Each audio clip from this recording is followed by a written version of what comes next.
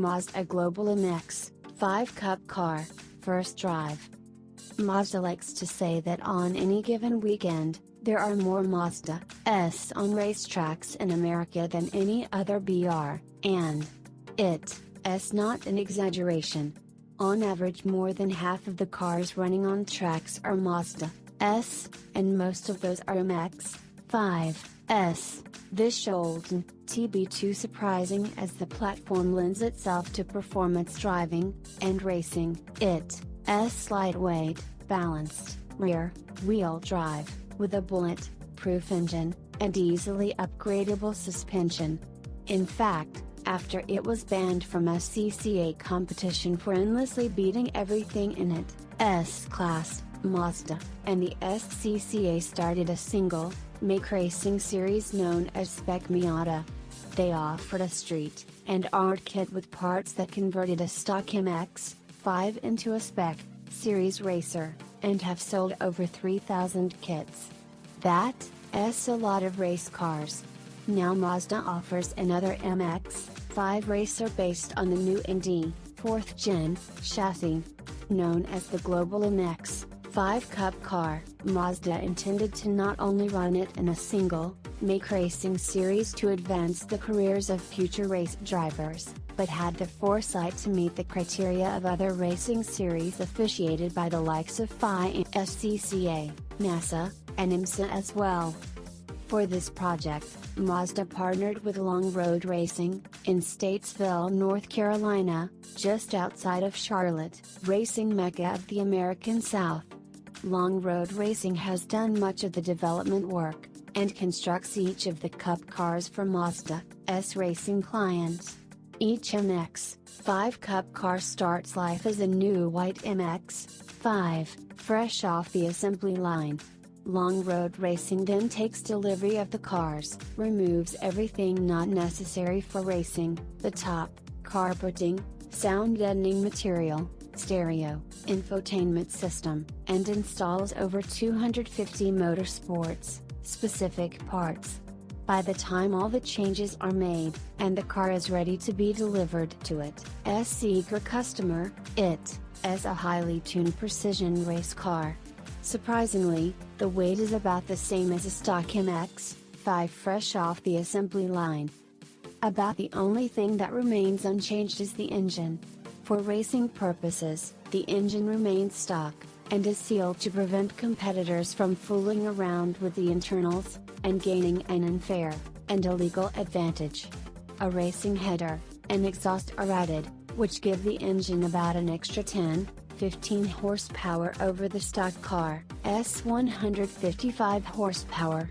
What you end up with is a slightly more powerful, race-prepped MX-5. How different is it from a street and art MX-5? Is it faster? Does it and let all like a stock MX-5? Can any of the racing parts be switched over to a street car? What's it like to drive? Mazda invited us to come experience it for ourselves at Detroit's new racetrack, the M1 Concourse.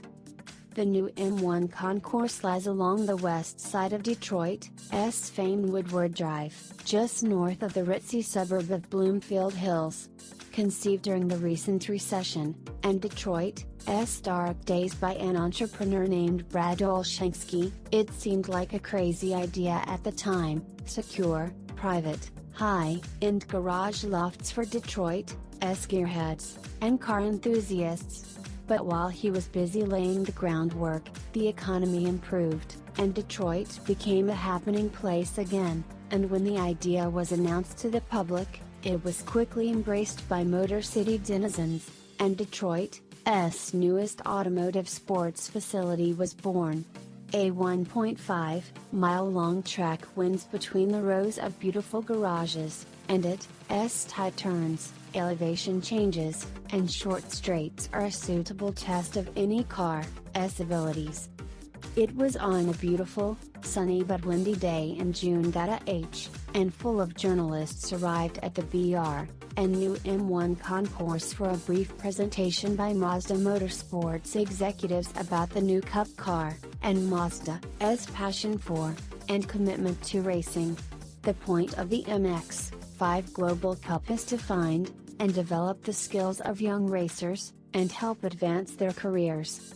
The Global Cup is part of Mazda's Race to 24, MRT24, meaning the 24 Hours of Le Mans, and is designed to develop drivers for Mazda's sports car prototype racing program.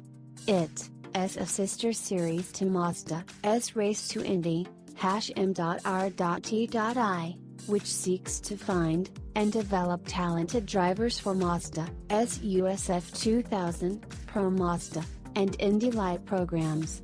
Over $200,000 in racing scholarships are on the line for the MX-5 Global Cup competitors, so there's good incentive to compete. After the brief presentation, we were taken out to the Cup cars. The big wheels, the big brakes, the full cage, treadless rubber, and the bold racing stripes all combined to make this MX-5 look serious. Two of the cars were open-topped, one had a hard top on it per SCCA spec, and the last car wasn't a Cup car at all but a street MX-5 convertible with race brakes, race wheels, improved suspension, and Cup car exhaust. Long road racing, besides preparing MX-5 Cup cars, also modifies street cars with a host of well-matched performance parts to raise the street car's abilities to another level. We were then paired up with a professional Cup car driver who would take us for a few fast laps around the M1. Climbing into a Cup car's caged cockpit with a helmet on is a challenge, especially when you re 6,1, 240 pounds, and middle-aged. It's even more difficult than getting my large self into a street, and MX-5, if you can believe it.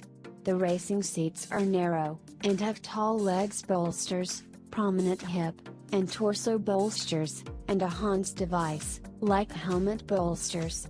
Once you slip into those babies, you're not moving, no matter how violent the maneuver. Of course, then you have to buckle the 5-point harnesses. One belt comes around from the left side of your hip, one comes around from the right side of your hip, one comes up between your legs, and one comes down off each shoulder. Each belt locks into a circular harness lock, which is incredibly difficult to do in that tight racing seat, and then the straps are cinched down good and tight so your body is incapable of movement. You can still move your arms and legs somewhat, but your body, for all practical purposes, is now part of the car. Your helmet has about an inch of movement to the right and left before it thumps the cage tubing, and that's about it. Properly fastened in, the drivers then wound out of the pits, onto the track, and into a scrum in the first corner. Buzzing like an angry swarm of bees, the four cars swapped positions on straightaways, hanging mere inches off each other's bumpers through tight corners, cutting each other off mid-turn with only inches to spare. You quickly came to understand that not only were these drivers highly talented, and attuned to each other, but that these cars were so focused that they were easy to drive at these high speeds on the track. After the first few turns, the driver had my complete trust. His reflexes and responses were perfect. After about 3 laps, I remembered that I get mildly motion sick at high speeds when I am not driving. After 4 laps I felt slightly disoriented, and nauseous. After 5 laps, I began hoping someone in the pits had Dramamine, and a sick bag. Then we pitted to swap passengers. Woozy, I undid the harness, and slowly, and methodically leveraged myself out of the car's cage as I watched the waiting journalists climb into the cars for their laps. Except for one car, which still had no passenger, we got an open seat. "Anyone want to go again?" the pit manager asked. Ignoring my queasy stomach, I quickly raised my and got the nod, and bolted to the car to begin the process all over again.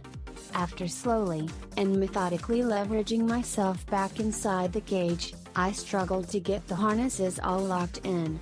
After what seemed like 15 minutes, but was actually more like 30 seconds, I managed to cinch the belts in, gave the driver a thumbs up, and the cup cars all cranked to life, and rolled out of the pits again, winding out to redline on their way onto the track.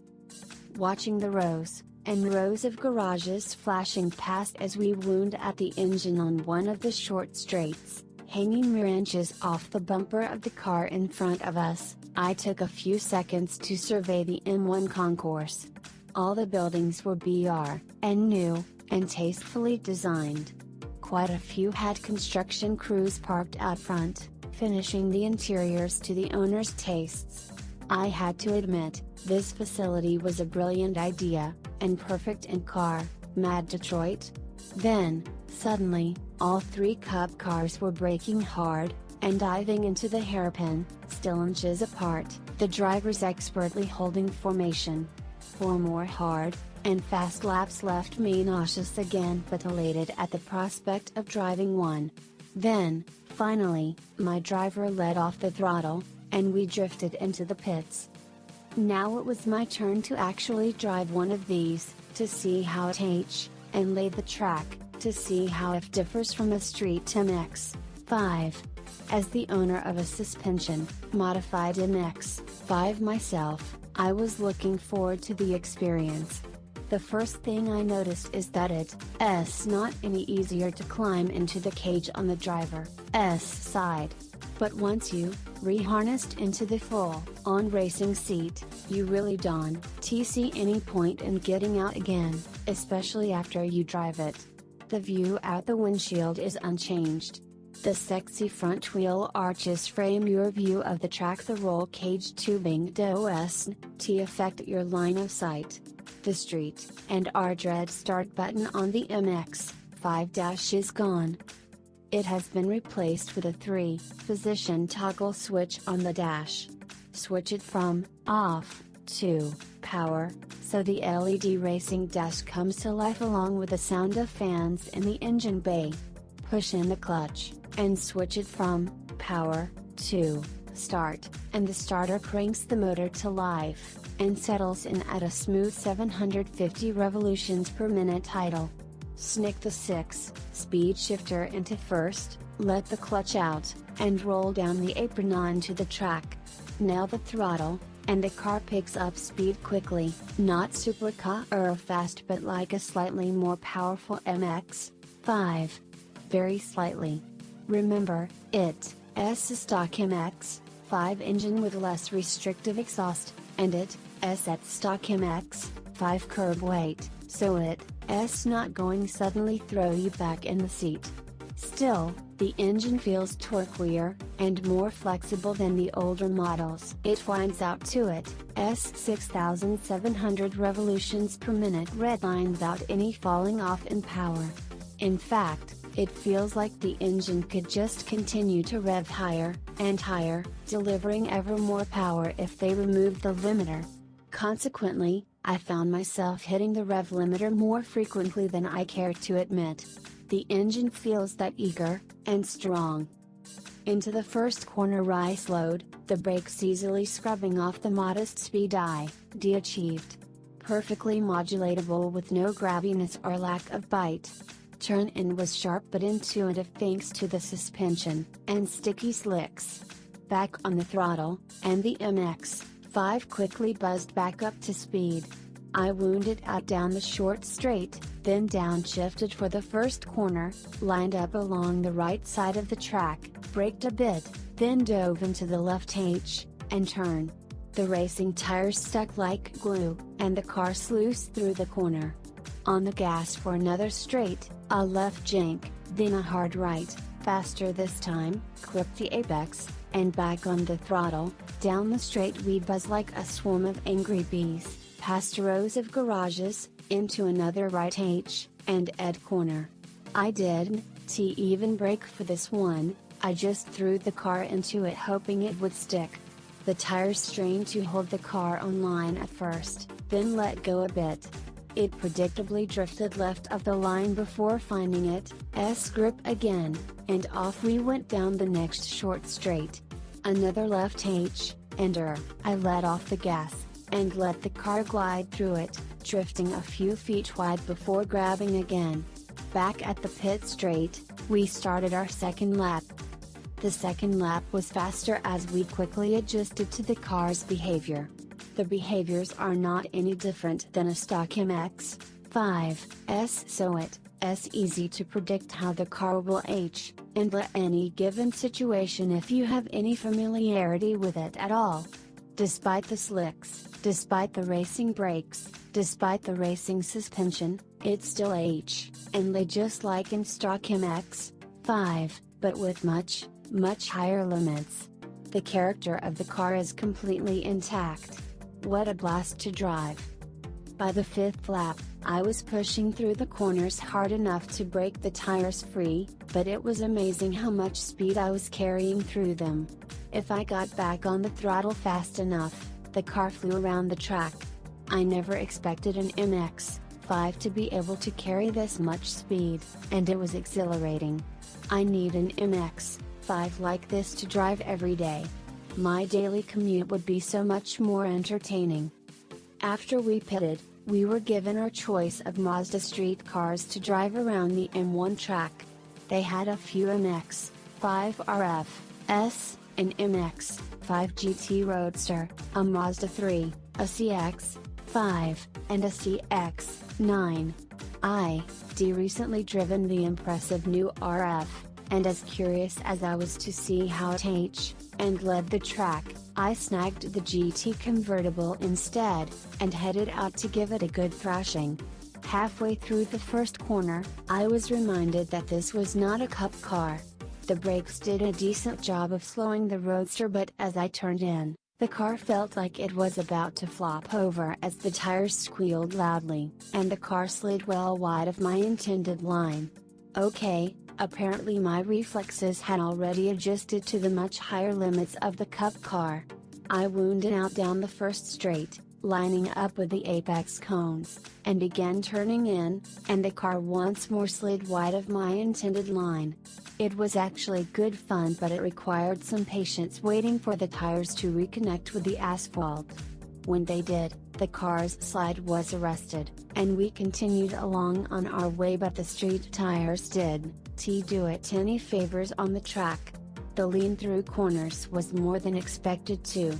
It felt a lot softer than the RFID driven recently, but that RF was a club edition with a more sport-oriented suspension setup, and Bilstein shocks.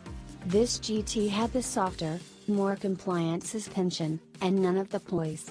After a few noisy but riotous laps in the GT, sliding around corners with and on, it was time to pit, and that's where I discovered what might just be the best of all worlds.